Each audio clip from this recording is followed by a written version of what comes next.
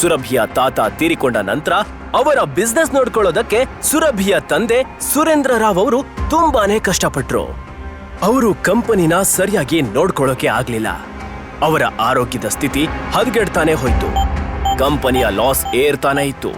ಅದಕ್ಕೆ ಸುರಭಿ ಈ ಜವಾಬ್ದಾರಿನ ತೆಗೆದುಕೊಳ್ಳಲೇಬೇಕಿತ್ತು. ರಿಷಬ್ ಏನು ತನ್ನ ಅಪ್ಪನ ಗೆಳೆಯ ನಾರಾಯಣ್ ಅವ್ರ ಹತ್ರ ಮಾತಾಡಿ ಈ ಸಮಸ್ಯೆನ ಬಗೆಹರಿಸಬಹುದಾಗಿತ್ತು.